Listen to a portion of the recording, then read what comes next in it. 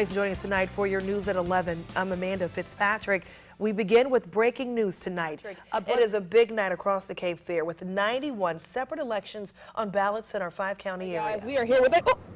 Ooh, he sneezed on me. She sneezed on me with a special guest. I'm going to need a Kleenex for that. It's cool. Caught me off guard a little bit. It's definitely dicey out there on those roads all across our area. So here's what we know about which are closing down with this winter weather. All right, you know, this is the place. Right now we're at the WWY Event Center. I'm Amanda Fitzpatrick, and I pulled over some of the people that were not only nominated, but won special awards. Brandy, it's hard to believe it's been 50 years since Dr. King's death. But here today, many people coming to Williston Middle School to pay their respects and to honor the man who meant so much to so many. Now, I want to show you just behind me, just some of the crowd as they're filling in, doors open. Deep huddled in downtown Wilmington, the Burnett Eden Museum is filled with memories. And you found this picture in everyone's home. Inside, Isla Speller surrounded by souvenirs, mementos, and newspaper clippings of the past, reflecting the moment in history that changed everything. Martin King slain by a sniper. Especially right here in the port city. It was called the Holy Uprising, not only in Wilmington, but in other states as well. It was a very sad morning. Just a few days before he was assassinated, the legendary civil rights leader was supposed to be at Williston. He was scheduled to come to Wilmington prior to the sanitation strike. So he went to calm some of the rioting that was taking place, or rock throwing that was taking place in Memphis. Isla says people here planned a memorial at Williston after his death, but were not given a chance to mourn Dr. King. The mayor, the police department, they moved the curfew up to 3 o'clock, so Wilmington did not get the opportunity to memorialize Dr. King. I still have a dream. Yes. It is a dream deeply rooted in the American dream.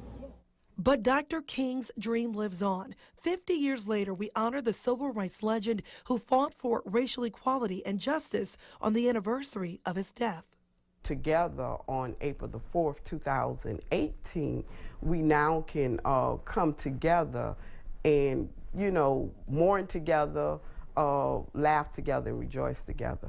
Now, 50 years later, Dr. King is getting the honor and respect he deserves, and many across the country remembering the man, the father, husband, reverend, and civil rights activist, a man whose work continues on through those who remember above all his sacrifice. As we continue this special edition of WWY News at 6, we are now joined by New Hanover County Sheriff Ed McMahon to discuss the troubling trend of school shootings and school safety right here at home. Thank you so much for taking time out of your busy day to come and talk with us. Absolutely. We appreciate it. Thanks for having me. What are just some of the trends that we're seeing, you know, in light of what just happened in Florida? You know, how hard is it to try to keep kids safe at these schools? Well, it's something that, you know, we take it very, very seriously. And having the SROs, we've been very fortunate to get the support from, you know, from our commissioners so that we can have the SROs in the schools. And they're in there, they know what's going on, they're part of that community. Mm-hmm. They mentor the kids, they're friends with the kids. So if there's a stranger that comes on, or if there's something going on, we really depend on that relationship that the SROs have with the students, with the teachers, and then so that's kind of like the first layer that you have with the SROs in there, just being part of that community. And when you think about that too, there was a school resource officer in Florida, and for what we've read, he was an armed school resource officer at the school and did not at any point come in contact with the student or the alleged shooter. What is the next point of contact? What would you say to parents and to students about being vigilant, or what tips would you have for them to do to kind of also help in this fight to keep this from happening? Right, because it's a team effort. We all have to. These are our babies.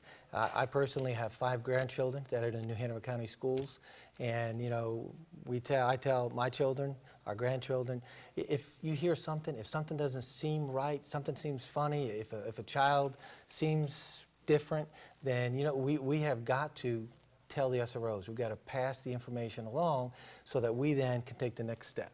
Right, and that's important. What are some other things? We kind of talked a little bit. You said that eventually, when these type of shootings happen, you know, the federal law enforcement agencies look at what went wrong, what they did right, and then share that. That's good to know they share it with different agencies. Is that something that you look forward to doing as far as getting some type of feedback on ways to prevent these type of tragedies locally? Absolutely. You know, we always have to plan for the worst, but we hope and pray that this never happens in our community. But that doesn't stop us from training and from reviewing the agencies that this happens to. They will come in and brief us, all of law enforcement, on things that happened and things that they did, and we can really look back and critique it so that we're always working to get better so that we can protect our children. All right, and I also understand you have an active shooter response training that you hold as well. Absolutely. Okay. We have active shooter training. We just had one back in October. All right, well, thank you so much, Sheriff McMahon, for joining us with that information. And now we're In 1924, Yarborough moved to Paris and Milan and changed her name to Katerina. In May 1931, she made her debut in Milan in Aida. A year later, she came back to the U.S. and performed at Thalian Hall, but not without a fight by T.C. Gervais, publisher and editor of the Wilmington Journal. Yarborough became the first black singer to perform a leading role with an otherwise all-white American opera company with the Chicago Opera Company.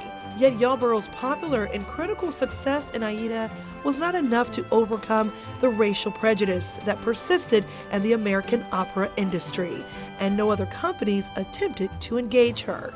She remained in Europe from 1935 to 1939.